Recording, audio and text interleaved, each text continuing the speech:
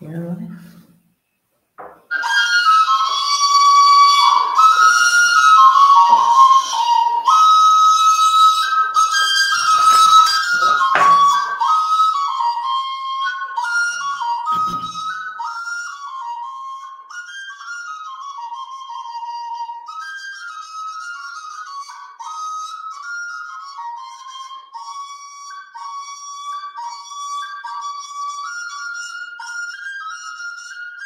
This conversation.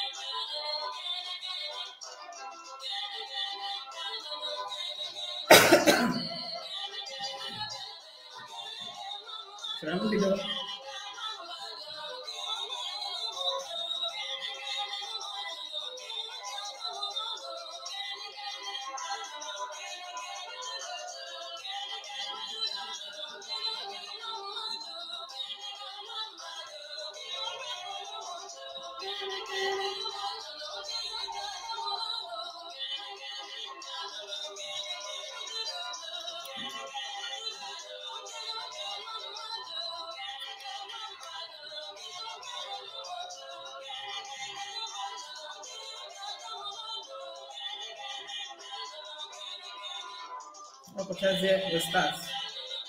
Okay.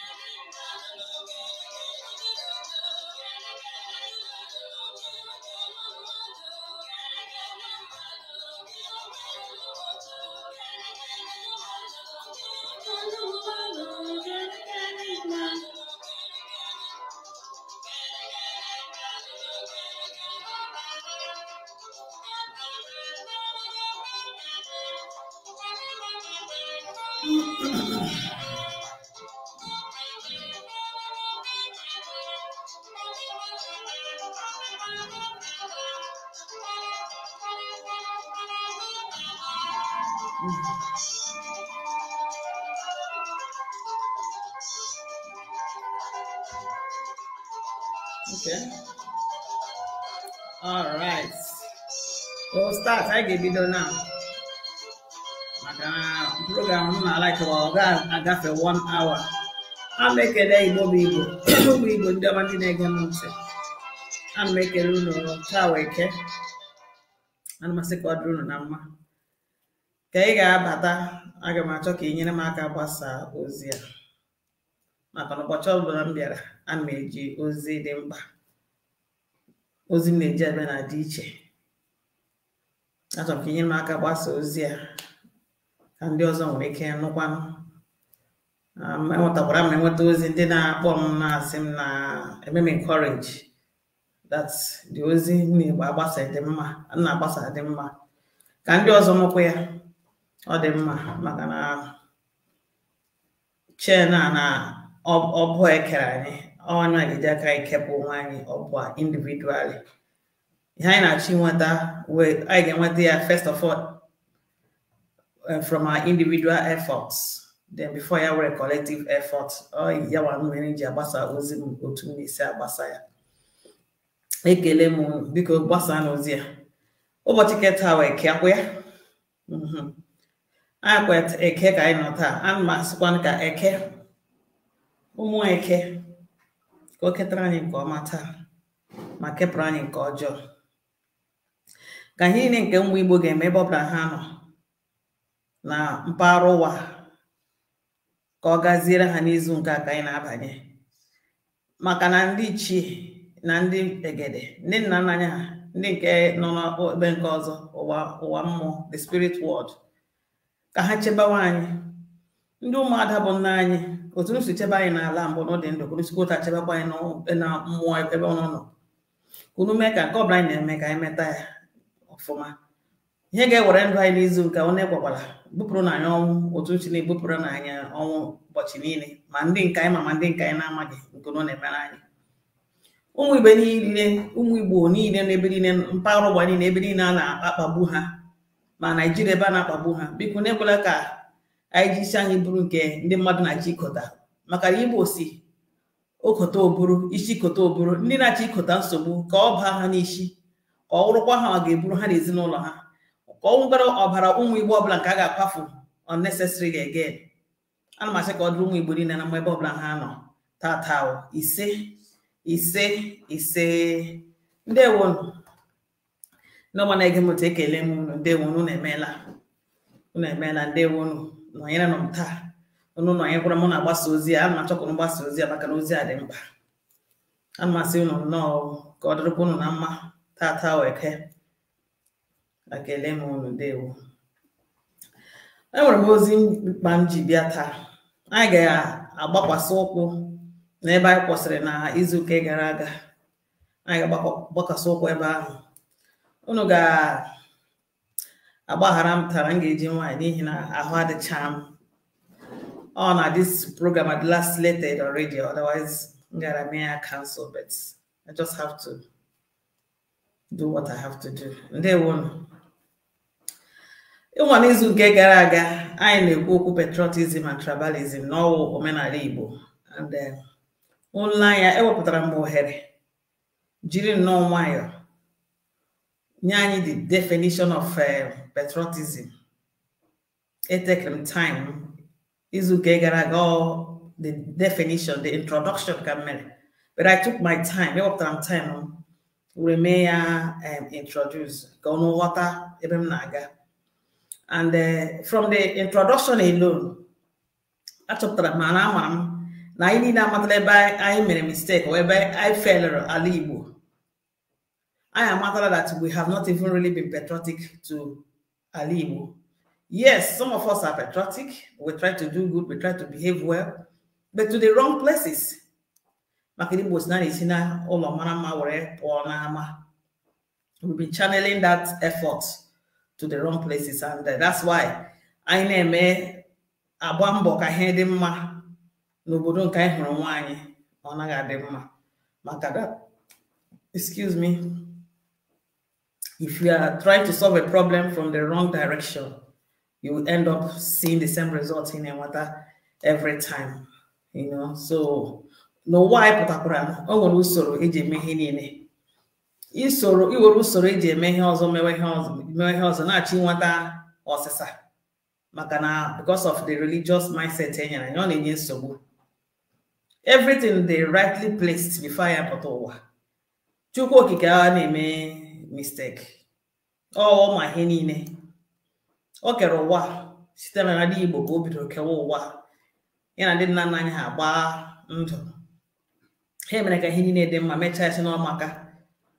So ihe m na-achị ka ọrụ na ihe niile nwere usoro ana nwa mgbe ha gwara mgbe ha na-eke ụwa si na usoro isolve problem all the problem were better. No, problem dị iche iche, so solutions ya dịkwa iche iche, you know. So we shouldn't try to be putting a round square in a round square in a round hole,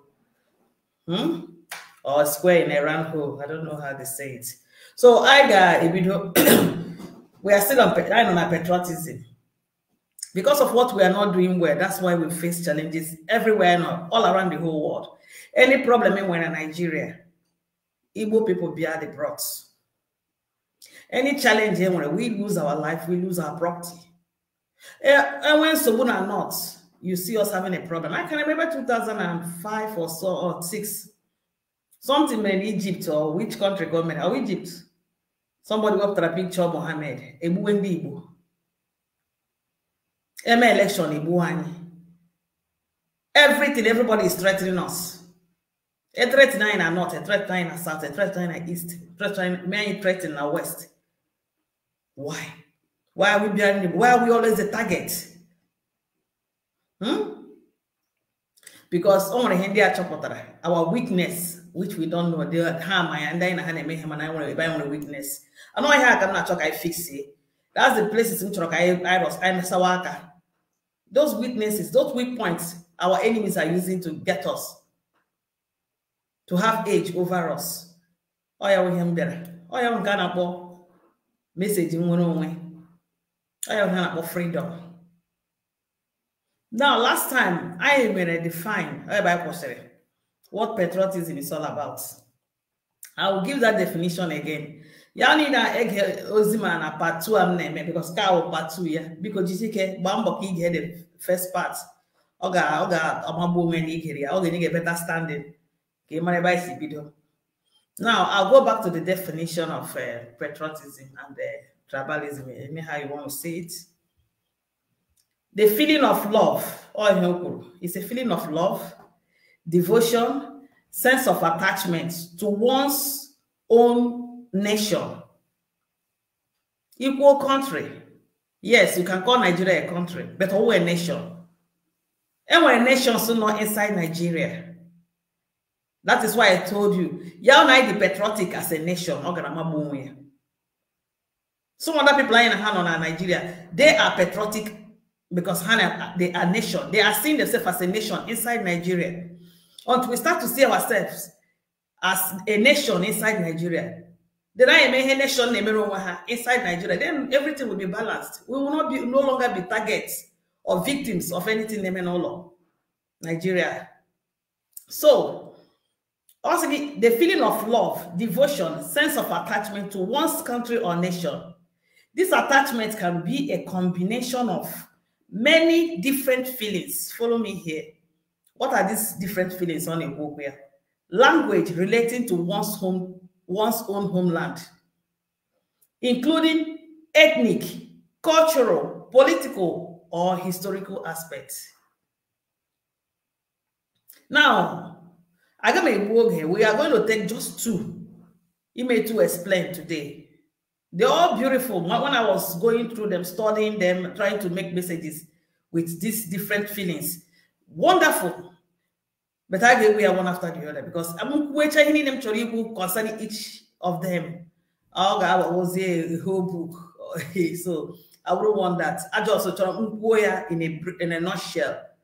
Ndi Igbo say, or in English, a word is enough for the wise. I don't need to be too rhetorical. Repeating myself, trying to be ambiguous, so to make the message too large, no. Or one word is enough for the wise. For a wise person, or when he got tap on us, or he tap on us, you don't need to make too much noise, So we're gonna take language relating to one's own homeland. We'll look at that one. And they know why we, the Igbos, we are the ones that add values, make Nigeria what it is today. All over the world, everywhere we go. Yet, we seem so irrelevant in that country. Now, all because of one of these feelings, which is the language relating to one's own homeland. Ibia Nigeria, our homeland. Homeland, he didn't even say country. He said homeland. Everybody see Igbo land. We are one. We are one people. I in our one roots. The only thing that we started growing and expanding is the same blood.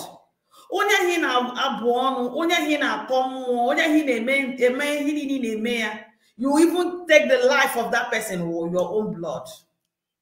The only thing that expansion and growth means also language relating to one homeland. Nigeria is not your homeland. You are, or Igbo first of all, Igbo person before any other thing in this life. Before they belong to Nigeria or any other country in where their citizenship. That land on the land, the ancestors of Gisi. Your nana Hagisi. Now all of them meet together. Now go meet in one. But here on earth, we are that we don't even see ourselves as one.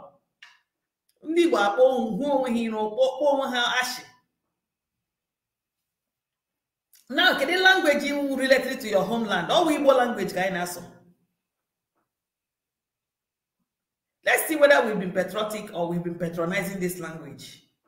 Let's even check whether we have been doing good to this language. Even at that Nigeria, let me use Nigeria, not even all over the world. Let me use Nigeria, Eba not together. Our druggy language that is fast going into extinction today, or Igbo language. Who are the cause? Or Fulani? No. Or Yorubas? No. Or Hausas? No. Who are the cause? You and I. Igbo people are the only people that measures intelligence with English language. Igbo people, when they are for not speaking the English way, they say you don't speak good English. I don't know what is good English. Igbo man gonna watch it just like me make a video. I have an tenses in my tenses more correct. In a check them tenses now language that is not my own that I'm trying to speak, that I was taught to speak it.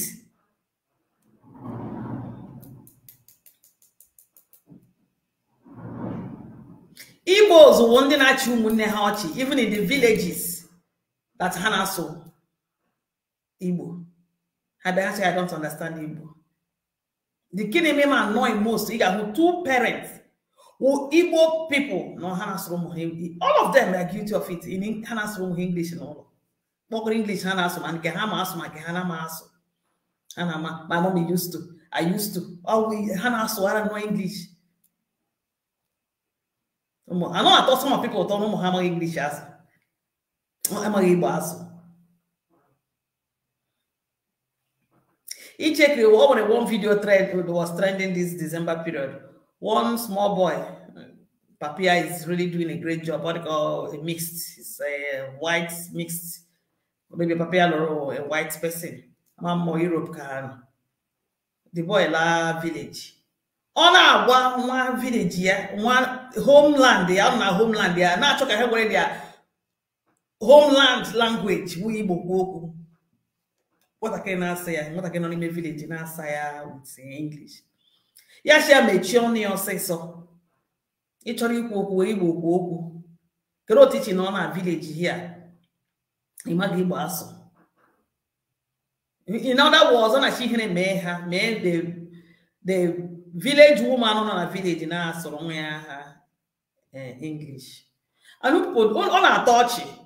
Uno chena is English for achievements. Can you hear English on Naso Mepota? Cannot align any. Can the improvement to make it for the years you people have spent Naso English? Does he put food on your table? I'm not getting me. Iman align on Naso English, that village. Nelu grave our ancestors, our fathers, the people that lived. The people that gave the land to us, that fought, did everything to give us that land. Do you know you are insulting them? On my grave, the language of the colonial masters. Ndi ke treat ha, dehumanize them. Ndi ke buru ha, jihame he brave, poor ha animals. Kono na village ha, no obodo ha na aso. So, your language is fast. Or go into the thin air. Is in the flame, up wala, or like smoke. You are already chasing your language away. Imagine a language with identity. If your language is poor today, identity will. The only thing that is even holding us small in this world, or the little one I answer to. Any that language you go, we are gone. We are forgotten. You don't know what you are doing.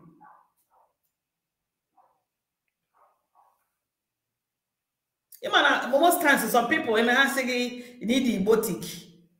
Growing up, him na no Igbo, I don't to be Yorubatic. But yet, Yoruba people now so language have more than any other person in that country. Everywhere you see them, I've lived with them all over the world. I will tell you their history. I will tell you how they behave in Nigeria and how they behave outside Nigeria. I've been with them. I've been close to them, friends with them. I enjoy their friendship and learn a lot from them. I learned from them. Yet, all the two are centered, all the Igbotic. Can you hear the Igbotic in my tongue? What? That's my mother tongue I'm speaking. In my hand, your mother, tongue here. When I talk, when I speak another person's language, you can easily identify me from my mother's tongue. That emoticness in a Google is all a sign, a mark of where you're coming from. In Europe here, when you speak English, you will see their mother tongue. So can you hear me? Our own mother tongue would be a problem, would a curse. So my mother, sound my mother tongue, or mother tongue who can sound, or mother tongue who the Western people can sound. They are the game. That's what most of you being fake. Is it not time you stopped all this rubbish? Is it not time you stop him on object of ridicule, caricature in the whole world? Is it not time? Even when I used to be guilty of all these things, now all my mother tongue can get used, and I'm proud of my mother. Oh, one of me actually not do.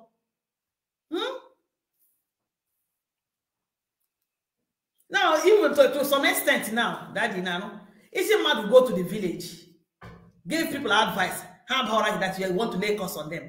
And when they want to Ndi Igbo to lay curse on you, you say, don't allow me to send, can village people send you home to go and be farming. That's the greatest place to be right now in the world.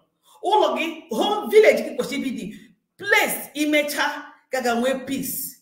Or should be the safest place. Those days, it's not about Madubala village, yeah. Oh, I know where, even police not your game, not there. To that state now people get may retire. In those days, people may retire at the age of 60-something years. Has Halala village. Growing up, I'm on this Chicha, Anambra, so many places that grew up in my town. They want to go home. Now, if she get a home, why you a village? Because she wants to be a town woman. Village. I have some people have image go retirement and get what they own. Instead, they got like what they made you bodo. Imagine that year, 60 years ago, he would a so when no bodo, made you bodo for the next generation. You know, who has rent, village give away stone throw to your village, from town to your village. 10 minutes drive. Every day, about a village. Because if you stay in your village, then you're a cursed person. It's not so pathetic and embarrassing for me to be saying this about us.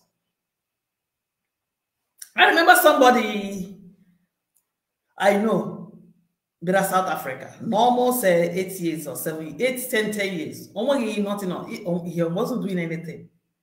He left and went back to the village. Some people were not about my husband. Because they keep up here. People not church in South Africa. No way how about Galata. Hana church. Because up here. Up here. All they are no again. About 10 years. He didn't do anything. This person has a better starting, a good life in village. Farmland in parents here. He can easily be farming and make sure he eats and marry. Wine. Yeah, no, 6 years now. Olo. Now talking about back to South Africa, where you spent almost 8 years, you didn't do anything. The mother read a shop, no, they are there. A mini supermarket. Start up from that place. Begin to do the business again. Only after spending 6 years or 7 years in all South Africa to come and fold hands again there. Because of what people will say. Nah, Joseph, my husband, only I share and all of that or Hatria born against South Africa. Did they contribute money to him? Toya Yabrakalota. He's used his own money to go to Obodo. At the end of the day, Obodo is not favoring him. Because of what people will say, he's now here back to South Africa. Now acquiring also. Because South Africa, 80% or 90. Acquiring also. Every day, acquiring. But other baraha. Hey, but another baraha. Ha, acquiring. You are playing the short away from our land again, homeland again. But I got another person's country. Let me not take us out from here. Let's go back to what we are saying. So these people, make a language into extinction. Spanish, one of the fastest growing language right now all over the world. Do you know what it means? The implications. What it means for your language to grow. Omenala language was one of the strongest weapon of conquest. All conquest or the quiet but deadly. Not the quiet but deadly. In Europe here, John didn't be in Europe.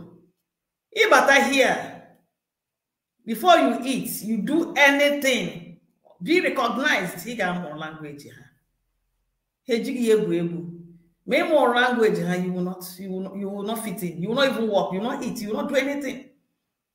No matter how you feel really polished, and you can fit in anywhere. But that language barrier alone, man, in Europe, first, second time, I'm on a holiday.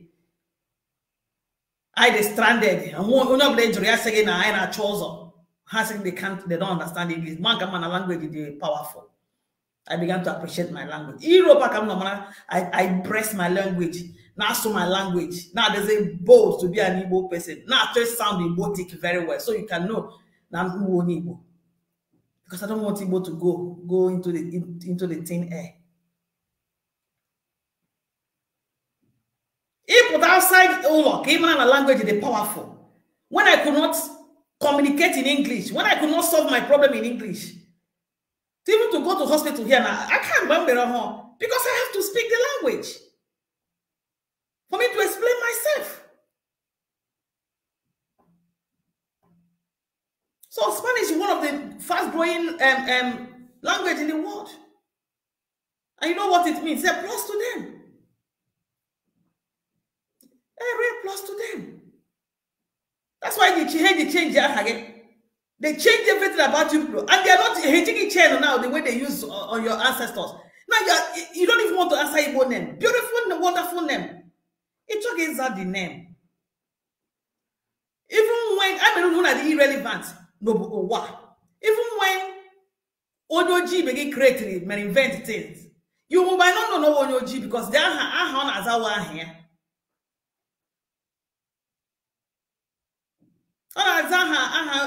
The English, Europe, or the Western people. See how you people are going on into thin air. Everything about you people now go into thin air. And everybody is fighting to sustain their language. Our fights of sustenance in language all over the world. You people are the only people who What noise making at social media? You make noise when you know exactly what is going on. You don't even know what is going on. Even the people that are giving you lectures, they don't even know what is going on. Things are happening every day. No what? You wake up one day again, you see yourself somewhere else. Fellow human beings like you, Jakabo, Ushi, have planned on you and change your life all of a sudden. Because you refuse to do anything, you refuse to understand what's going on. Go all around the world. People are building schools. I know Chinese are building school in your country there. And he gets spending your dime, your hard-earned money. He got to be an international, I mean, not international school. He got to be an international school. You get my young more Chinese language. Don't be not talking, or your daughter, your son or daughter speak English and speak Chinese. You know they make no answer. Obi not tune like some people now in Europe here. All I talk when they want to think they are speaking the language of the country. Hanonimia. Nache. Full grown man. You can imagine my father now answer another person's language. Arrow. And I'll be happy about it, and you don't speak your own. I remember in South Africa, Turkish, these people, see, they do everything to make sure that their language go everywhere. I went to this Turkish school, beautiful school, in South Africa. And what they do in primary schools, they come and take the best students, getting a scholarship. How do I know that this something like that and I got on? My son was given a scholarship at that school. It's good. They are going to sponsor him. Very good. But one of the requisites or criteria, yes, yeah, for you know, he got at school. He got so Turkish language.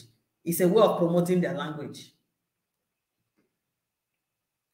On there again, not where in I'm here. Yeah, like a brain. Don't. I'm a nature of. You always want to be on top, but pass it. My way I know when I'm at school, some things I'm not gonna nominate. Can pass exam. Some I put it in my spirit. So yeah, in that Turkish language in Hamo, that will pass exam. But when we tried to change school for him, and we went to one school like that, they only did the school on the other. What the woman said to us that this language here puts a cancel lawyer, because they will rate you before they will bring you into the school. So yeah, cancel. He first of all, what she did was to cancel the Turkish language. Now they are not going to rate him with that. You know, they went for the language first. I don't know a Soweto uprising in 1976 in South Africa. What was the cause? What brought that the uprising? They will try to remove the language of the people who went, the homeland language. What I'm saying, language relating to their homeland. They wanted to remove it. Protest, and they were shot. Till today, that battle for language is still going on in South Africa. They have tried severally to remove the South African language in our schools, but their elders may not understand what is going on. Are still fighting, but they have brainwashed the children just like the way we are brainwashed, and the children don't even want to patronize their language again. They try to do what we are doing. They want to do fune. They want to be like the Joneses. They want to join. They want to do. They are all being fake right now. But their elders, where this battle started, try to tell them. And a battle, the Africans, I mean the white South Africans, the Africans are not there. They want to impose their language now the place, fixing it in the school, of which some people who want to open the school to eat in home again. They were going to speak Afrikaans and try to remove the homeland language from that place. So when I came to South Africa newly, parliament, because we are a country, I like to know what's going on. I'm not interested in their political affairs, you know. Parliament. Most of these women or South African people, they are elder, my younger ones, I'm a bit of my age. How stand up people they use their mother's tongue to talk? They don't care whether in our English or in our all they want to do, if you cannot understand me, deal with it. But if you feel it's important for you to understand me, because this is my land, go and learn my language. So when we're battle for language there, for their language not to go into extinction, these people want the problem that they are fighting the Africans, the white South Africans. They are fighting the English people. Nobody is fighting you, but willingly you are the one removing your language from history. Happily. Amen.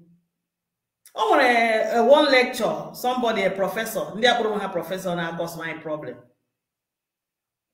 was giving a speech or a lecture about Akwa Hajioko. Ahajoko, this guy, Amagi, how Ahajoko came about. The people that brought this festival, this great festival, the goddess. Oh, a festival in Jeme Osha, a harvest in Igbo land. Oh, a powerful festival in line. Ndi hiweria with all Igbo, on the Igbo, Hamang English as one can any lecture of or a professor.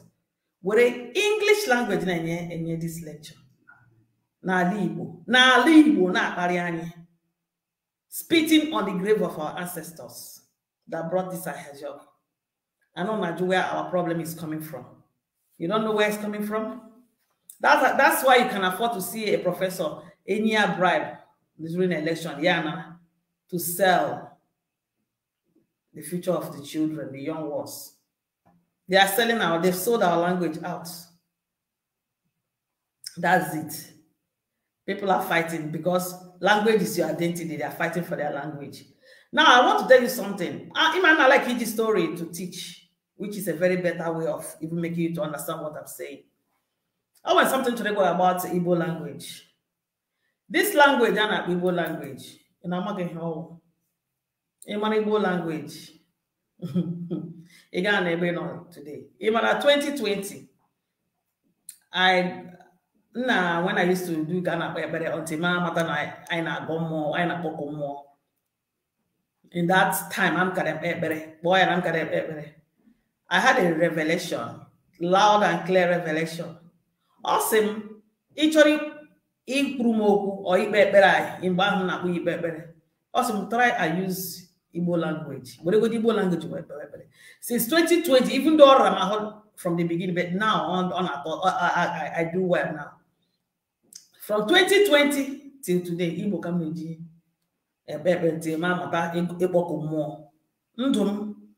Ndum have never been the same. Now it brings me back to what I want to say. Basara Igbo language. Igbo language. Ndi Igbo. They are the first people on this planet. Life started from them. 300,000 years Kahano more safe before those are Potawa. And Igbo language has been the language and also. Asking in a Chuko can me give a message some of my messages. Go and check them. Omenala Igbo, Ordinary Igbo. I had to make a brief of how Chukuji Keowa. Ojoli Igbo Keowa. Igbo is language of the creation. Oh, Igbo, he didn't know what today Igbo Keji. That means if 1 million only Igbo will walk more. I get one that osasa. Ozubo. Igbo you get one that osasa. I to share what there. I'm not me here now. See, because me here on one me here on my with that osasa. Why are you people making things difficult for yourself? This language in our language where ke uwa chuku ke wure chuku puto oku hiri na nrebo nwere ke no hiri dey in place in ahu today name in Igbo keji, and we are looking down on this language. Una amagi ihe language ahụ ima language ahụ igege ije were vuo mmadu no ogo mmadu okwo ojo ebe mmadu ma gị ma no he ji agozi mmadu igege na agozi onwe agozi the language is too powerful. Ikekere ya too much. All language I name every day. Emana mathematics in any monsobu. I'd have with him in school, Bana Kuzier. But the man that roboda were more mathematics. I want to know one catcher in our class. Can him road to bed more fair. Now, hey, ask us how we're so I'm going to ask us how original based language, just like Igbo based language. Check engage you. Okwi wa kuzirani hini na kuzirani na uwa. I got what ya derani mfe. Uneku na ono ogogo owo ndi mmadụ kuzire ndi nna ya ono ogogo wa asụsụ ha. Ono ogogo has been there before mathematics apụta. They made us to look down on our language. Do you know that some of our women today are looking maka English language? I'm know some people, mother, very English also. I used to be in that category before. You judge men, everything. So the men that wants to marry you with English. Yes, some English also. Up to today, most of them are not married. They were looking for English language. As if like every day work on English. And some of you don't know because of English language. Oh, you know Bobby Razzler. Bob Razzler were English, you were a Razzler. Or when the business acumen, or when you anything on a lazy man. And that's why some of you are feeding your husband today and all. Because all that's English. Oh, Bob Razzler, or he razzles you with English. You were carrying with English. Gain today now working for how many years? And when hot even. Gain somebody, a full grown man who okay, or they make business. Or need to get to English, he made business. Business in an akaraka. Oh, any business on my yaga. Okay, you got for negative nature. Equal to the man, upon us to English. Or not home matter. Get law. Bob Razzler, ya razzle charge every day. Yes, on English, you need English. Oh, now when you hear English, so get started again here. That's why some of our parents those days, federal school potra, they were buying results to make sure the home had a federal school gas for English a lot. And then I was supposed to, so for some reason I didn't go. I because in the Magaria, Neland who watching at them. They are not even streetwise. They are not smart. Oh, how come we can today? How grace English? How they make a guy go and stay school? As if English is achievements. Some of them who story hard today. Machine one day much at those days name a guy. Or talk hand. And funny enough, when they kind of church, parents we are doing business or hustling, money there. Go and see where they are today. So what am I trying to say to you? Language language, you don't play with it. Even some of the people, the other nations are in Nigeria. They know we don't know the value of our language. Even online now, Yoruba people are everywhere. Fulani knows everywhere. And they are speaking your language to identify with you. But you can easily go to Europe, identify with them, speak their language, eat their food, marry their women. As you are doing so in another man's land, in Europe, in the Western world, Fulani Yorubas are in your land. They are speaking your language. They are identifying with your people, eating your food, and marrying your wife. Degree now, carrying our ancestral land, selling to foreigners.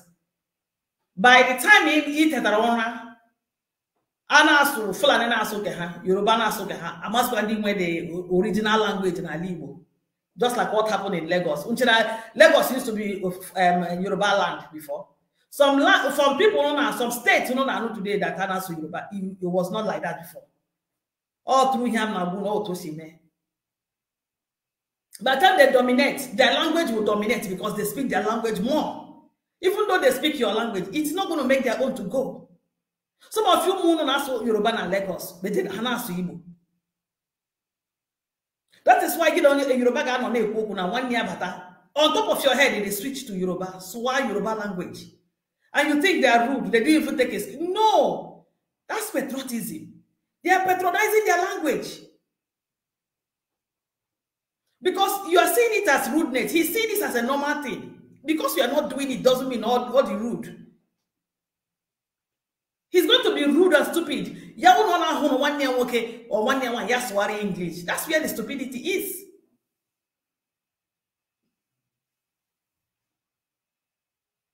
So the value of your language, your strength. About membership strength. You don't know. It was it will go away a very big pit in a line. Language in our own land. Identity in our own land. Come they go here on a hobby na bawam the thing they win way. On a form of phonobi. We are the ones doing it. June no full and now Lemia. Or Yoruba and this one. you are not being patriotic to your language. And language can make you to be forgotten in the history. You want us to be forgotten? And your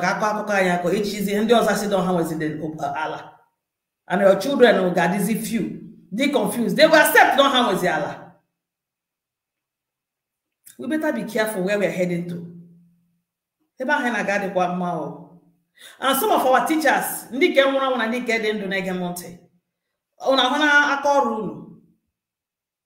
and the next of Ndi Igbo na class at schools. You were agents the colonial master used to destroy us. Onye su English na class eme ya no sota English. Onye su Igbo sorry. Ebe we are teacher shame ya no English aso. Some people they are so intelligent. Jia karaka puto wa eji na hamaga English aso. Measure intelligence. Damage them psychologically, emotionally, and otherwise.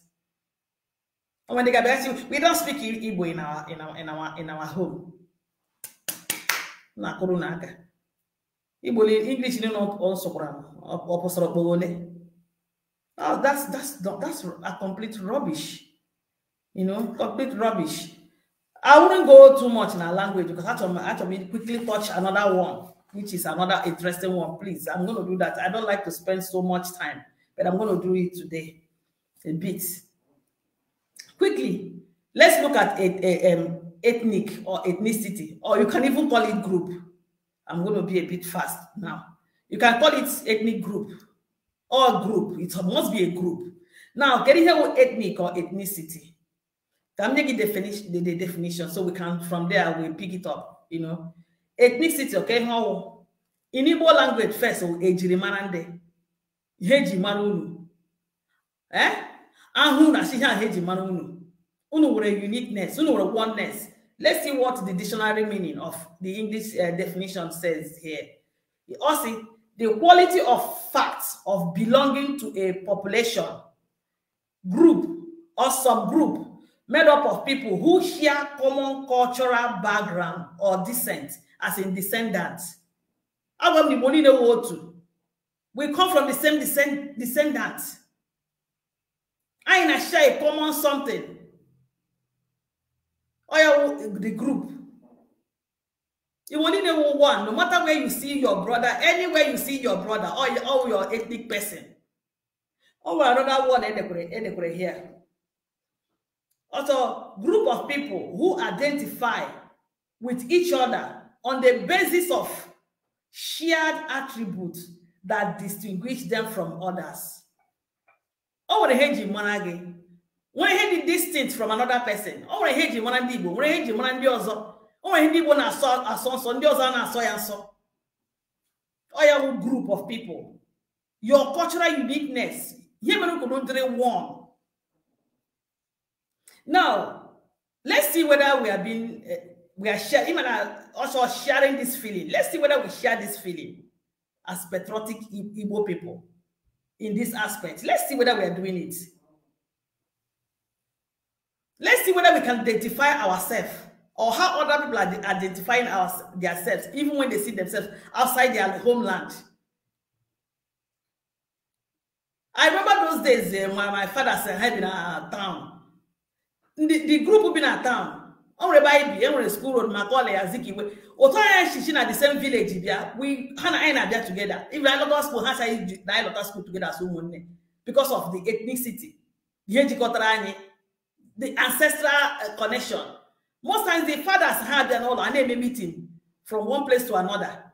And they make them in a village. How are not in a town? They identify themselves.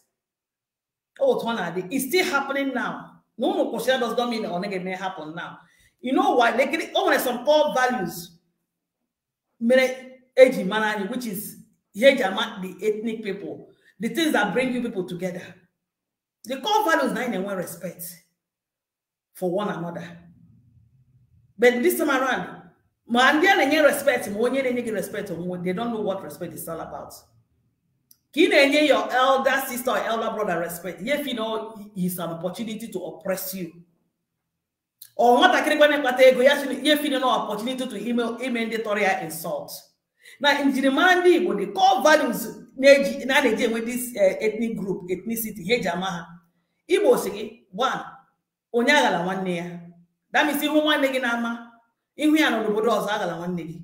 Do you know that we live in different countries? That somebody getting the same surname, you don't visit the person in the person's home. That's not here. When you know there 1 year itself will pretend no 1 year. One name put 1 year. Don't cheat your brother.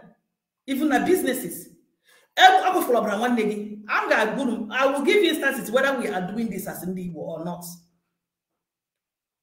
Izukama na neji, izukama as umunne. Even in our families, even have Facebook. Get money get so personally. Now WhatsApp, yeah, been at Facebook, yeah, yeah, Facebook kwa na dazi ebibe umona. Now these are some of the core values IG whatever, and these are the same thing our ancestors to use. Now I'm gonna give you what is going on. Let me even start with the same Nigerian on the mayor. Imana Igi Zoahia, I've seen people both in Abuja, both Lagos and different places. Even somebody get in here and she only in one name Ganga Zoya. Yes, changes well English. On a huge name that thing, go only kerosene hair expensive or bogina hair. But within me, I'm not Igbo. It's sorry we are batiment on no because actually each is now, when Abuja, I'm a friend meeting. I'm on Kaduna on our soul. I was very well. Anytime I say a guy here, we end up not spending so much money. At times, I know we don't pay for what we bought. Why?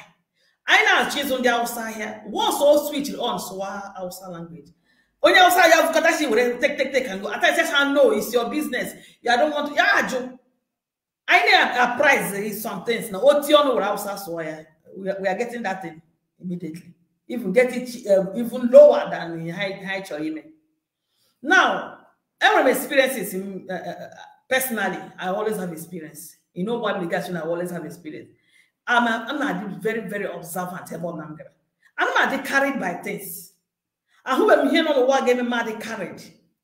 I'm gonna let another thing, another person let another thing. In the same thing, maybe I was looking at one thing, the person is looking at another thing, seeing another thing, me, I'm seeing another thing, getting another message. Asking onye njem ka onye shawoma. Am I here? Agalam njem, and I've studied our people. I've been in South Africa at least up to 7 to 8 years. I studied our people, and I found out why they are suffering. When I came there, a lot of stories in now, but I took my time to study our people in South Africa. What first thing I'm studying? Remember we're talking about ethnicity here. I've been in South Africa. I found out that there were a lot of communities.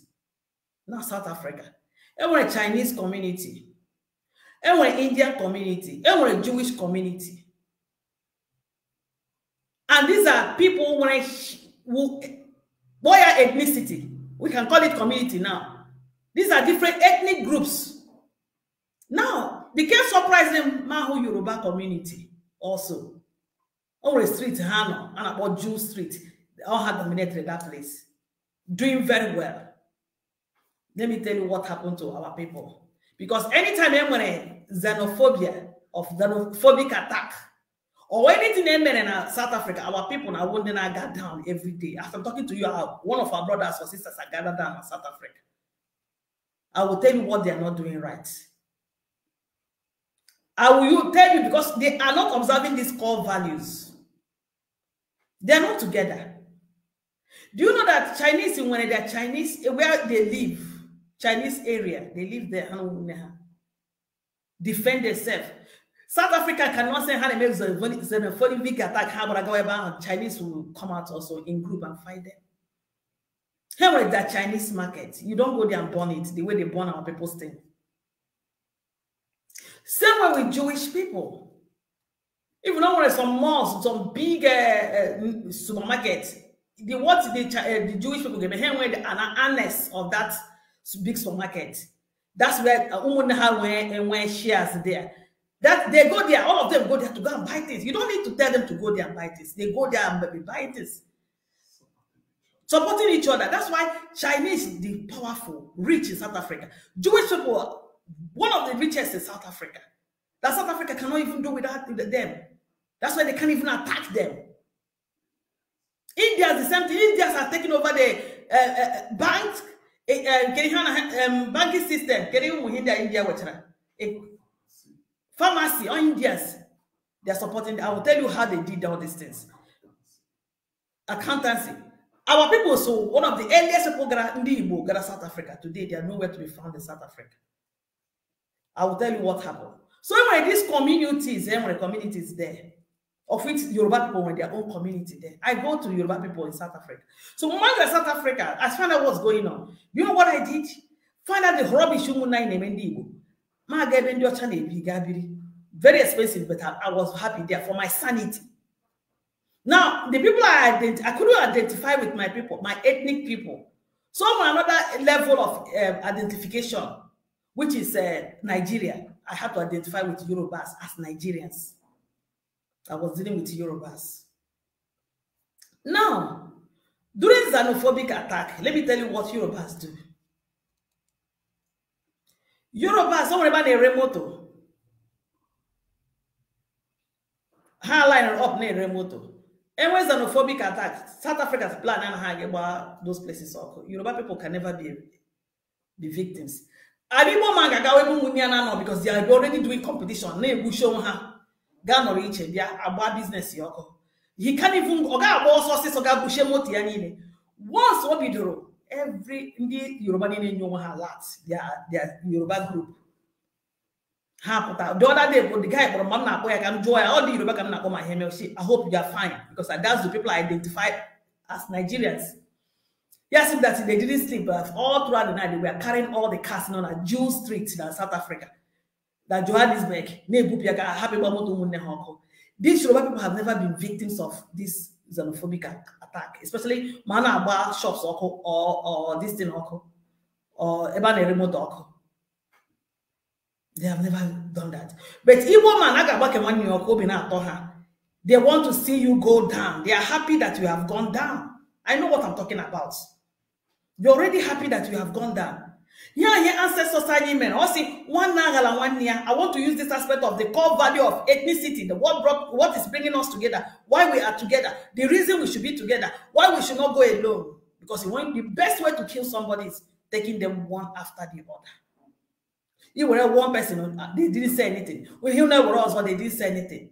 It will be analog in the next village, our ancestors will join hands together, walk, because if you take down that village, the next is their own. Now, hear me now. Analog has all the Imo State, on a Keba Isunjaba, or a bonnet, una banquet, you know, not just state, you know, only a food hand. After taking that Isunja, they will come to you. I think this is the weak point. Your enemies know about you people. That's a film I'm watching, the gladiators.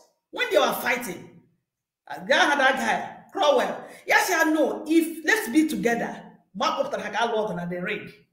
Yes, if we are not together, they will kill us. The only one that left the clique was the one killed. This is how they are taking us one after the other. Now, let me tell you how these people do in their ethnicity in South Africa, what I found out. This car business, this car business, look at what they do. My husband was doing that business also. Hanagana companies, insurance companies, latest car, when they damage vehicles, they buy and sell. Now, the people that own that business now, and they're doing it well on the Yorubas. Our people started it today. They handles one or two persons. What our people were doing was pulling one another down. Pulling each other down every day. While they were pulling each other down, the Yorubas were building each other. Maybe in a shop here. Your brother will make sure that you don't rise up to open your own. Any move we make, but the Yoruba people are from her. The young ones will come from Nigeria. They put them in the shop there. They eat together. The next thing, hey, you know, you can have another one. This is what other people are doing. Indians will come. Indians will make sure that their brothers or sisters water pepper. They support water pepper by all means. Hey, you stand there and they are growing. Do you know that Umunani are the one working with people now on Home Affairs South Africa? Somebody got on you keep eating the person money. Now you are frustrating your own brothers. Some people are over 20 years who really go 3 times. May give well in South Africa. We are not so like this. Give we are not this.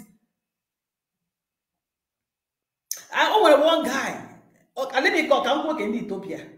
I've forgotten Ethiopian people. Mat ire boutique and shops. Ire aqua. My husband was into that business. See that they started the business today. Han was go to Abo. Ethiopia never all the lines. Somewhere about markets. He read the lines. Ethiopia. Ethiopia men when they came in, they started supporting one another. He baby shop Ethiopia was when it comes to Aqua South Africa. Ethiopia, Igbo people are nowhere to be found. They are the one that said why they were fighting each other, destroying each other's market. Now, Baham maybe they put Aqua. They set her up. According to the police, can they don't have group. They kill them one after the other. The only thing these are what they are doing. Talking about business. Actually, one or two things experience from I told you that my husband is so not good several and then they good with the Jewish people. So when some certain businesses, the Jewish people get with my husband. Because of the way a patriotic person, a disciplined person, my husband, he gave me business. Sir. So the exhibit here walk away. That's that the business is not bad. Now if the church, yana have opportunities, yana a pass a slip through his hands, you know. Yana cover my husband. All depending what you mean by the business in Toronto. Yes, the only thing them as Jewish people do the only who jiha as Jewish people, the only who don't cheat your brother. Agro get all one of the core values. Don't cheat your brother. But our own people will cheat their brother. Even some or business in the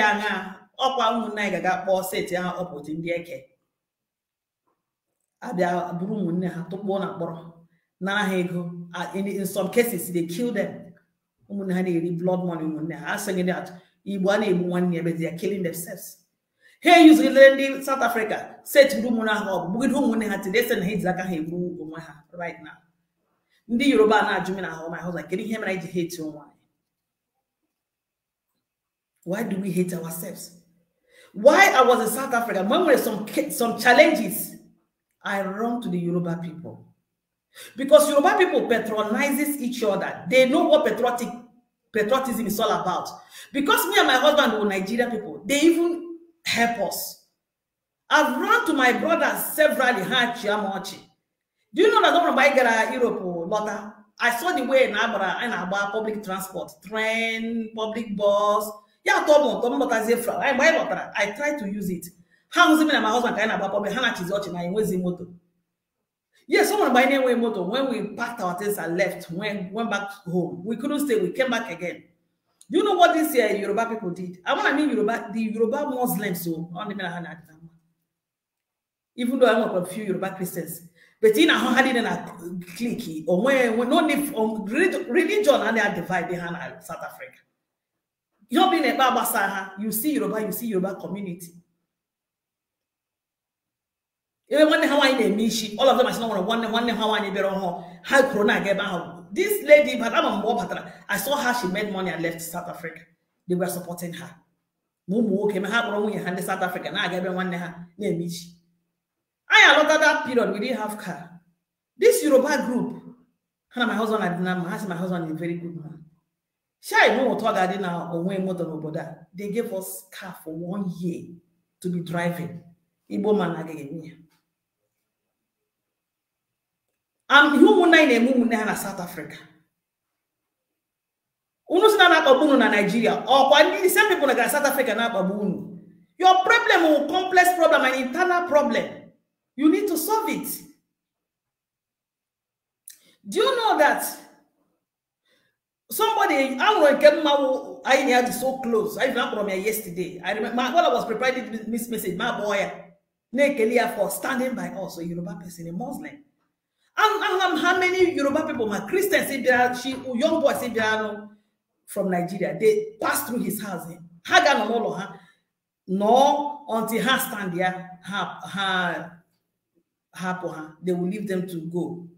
But one horrible human being, our brother. All he does is to destroy his own people. Ishi Nigeria, you get that first month, in the street. Today, because their own brothers in the street, after rendering them useless, after eating their money, after keeping them and use everything about them, some of them have drugs. You see why we are not together. We don't even like each other. This same guy for yesterday on a business exchange. No law. Oh, and then they change no law and then whatever. I tried to do that business. So but he does it with because Ndi Igbo on a bank. They does it, don't exchange ego. Alone a make here, one shop. He goes to the market or collect charge for we actually 1 or 2 persons collect area. Send whatever commission here. I said he name in a market, what about risking in South Africa? Don't you think so? Can't they set you up now? One day money need you go now. Yes, all I'm not there, no, a year go try and motor lower. Masha, don't you think it's risky? Won't they go and call robbers? Can have wale on the way? Yes, no, Yoruba people can never do that to themselves. Masha, you mean yes, Yoruba can never do it to not for God forbid. Now again, me. Masha, do you know that this is Ibrahim? I remember. So people know one night they say to moon her up. No, but yes, they know. Now, why are we doing this to ourselves? Why are we doing it to ourselves? So our problem is all dependent on us to change. We are a problem to ourselves. Now another thing, we round it up a bit because I want to round this thing up by another. More than I'm going to round up with this. I'm going to bring it down to social media platforms. He create content and he create first before my line agitation and freedom fighting. This content is created on Facebook. People are making money. A lot of us didn't even know no monetization. I didn't even know. But now, one of my brothers could be in India, or something. Also, Igbo people, all they are on Facebook. Let's do what the Indians are doing on social media. They're helping one another. Here we're a network where they help each other. Ono Blabera create what content. All of them will badge into that person's platform. Bully go weekend with ego. More kuturuku maga watch wa platforms in the India. Some of the content how they create when they know, but he line the followers and the amount of people watching it, millions. Each measure to the guy check any Indian platform. When we get now 2.something million, 200 something million, because they understand what ethnicity is. They understand what Inyerewanaka. Now, if they are helping one another to make money in this social media, which is where anybody can empower yourself. Is it not good? But to get human negi will never do that. Cannot hear and make this program. They don't even want to know. Oh, make your money. When they make that money or dronjo, is it bad? At least one person make that money minus one poverty. Depending on what the person in the GDA name, some of you are stupid, you know. You will not do it. Some of you say, hey, later you hear the content, they will not share your message. they will use it and go and do their own. How on their group, and once somebody made a video, they start sharing the content and they're making money. But getting high and more than our own, reporting the pages of your brothers. Asking one name, make it 1 year. 1 day cheatable and 1 year. 1 nagal and 1 year. They share how reports to the extent that how report or how BBC report hogging now cho content email how get you make implicate or indict. God destroy God destroy again. You want to kill your brothers? This is how other people help. The group you create, the ethnic group we create, these are the things you do. Anything that will benefit you people, and they are powerful. Economy, they are building their economy. Poverty, it's too much competition. And on that social media platform, unnatural competition. I see bloggers now log. So for you to help one another. All the very bad, all the very pathetic, all the disheartening, all the sad. Now coming to this agitation thing, talking about the agitation. Some kind of horrible experiences, some of us somewhere. Ojoka. Every rumor about you here, if Yaurona imagine he gets a rumor unless no one home. In this agitation, somebody can see a different opinion from what you are saying. The next thing, was blackmailing. The next thing, was set up. While I was doing what I was doing, I tried to do my own thing. With some people. I'm going to get the calls for people seeing what accounts. I didn't raise fund on my platform. I never told them I'm raising fund on my platform. Or some strangers, another ethnic group, what they can use to indict me or any other person. Then I see what account. He got more than 10 people. I knew they were coming to blackmail me. Yes, so on I never asked them for. I never raised fund. Oh, my husband and wife. The man came again this year. I'm ashamed of you. Last year, we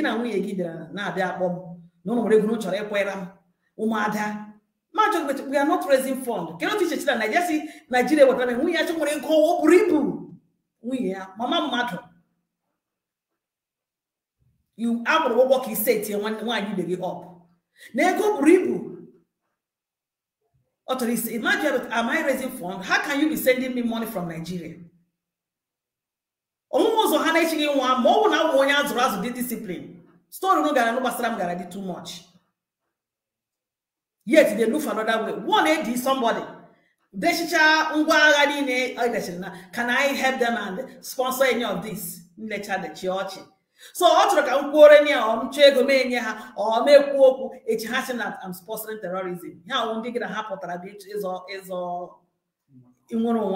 They are looking for a way to pull you down. They even do it, put your life in danger. Ndi Igbo baby. Mandiana bolo hoko, obina tunu. I destroy your woman. I don't know if freedom. What kind of freedom over here? They didn't even have their platform. They are trying to say provocative things to incite violence. Revolution. See, I want revolution. When I refuse to fall into this trap, they look for another way. These are Igbo people. Oh, ID nation. ID nation is all that. I go to, and that's the whole setup was inside that place. When you came to reconsider, I was even on my own. Even though I don't talk to him, I defend him. Send somebody. And the only thing I said to the person, you don't come and tell the world what you want to do. Against me. I tire for these people. It can have one. Upon what the Yoruba agitation. Have you seen this dirty game playing? Have you seen them destroying one another, blackmailing one another? Have you seen it?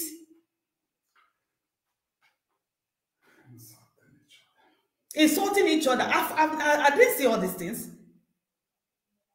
Get a one ask Izukama and Nage, Izukama, blood Gianni, get a one nigga make a record dry where video yana abana platform. Kahabia Gere, a woman niggy. Every day you are exposing this person. Every people you are exposing who? Your blood, your brother, your sister. You may get a recorded message in a show. Can you hear me? Who did this? Ojokao. Ethnic group, ethnicities where you cover the nakedness of your brother. Where you people got up, Yawne when he does a room, Una no media me, Waga me. Can you hear me what a jam in nine? No secret. Yam na born up like Unuka don't know.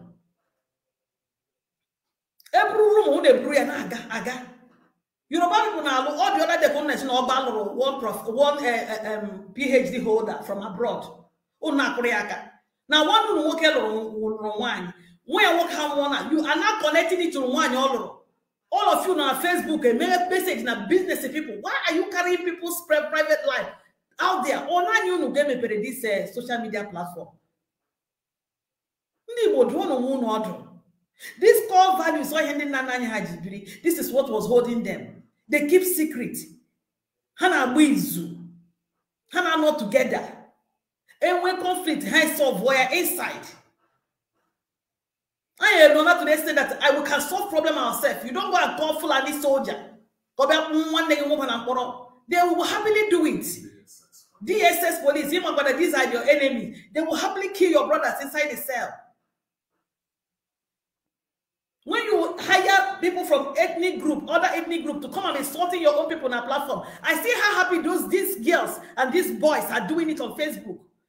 Because they cannot do it to their own people. They are happily doing it. You pay them to destroy your own.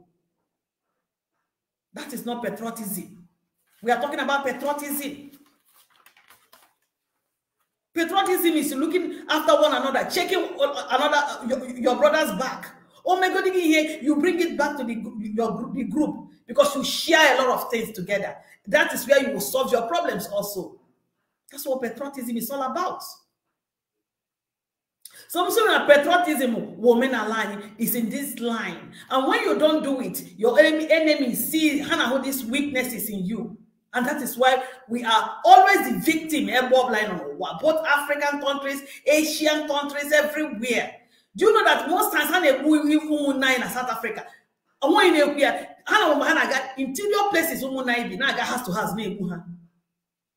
because we are not connected, we are not in that group, ethnic group. We cannot say it, we cannot hear it. We cannot fight for one another. No, everybody is having their own community. Community can solve their problems. Why is you don't do it? You don't do it.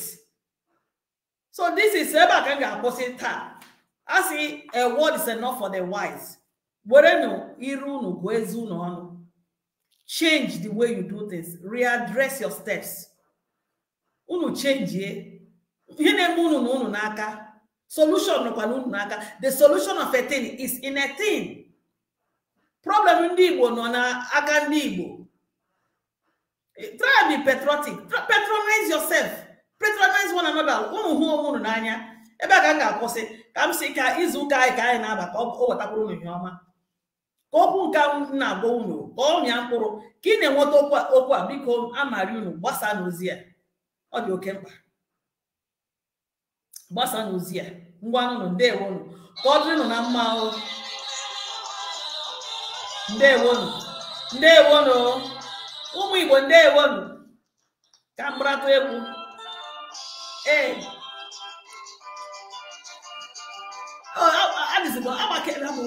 you know now, Mama did her hair.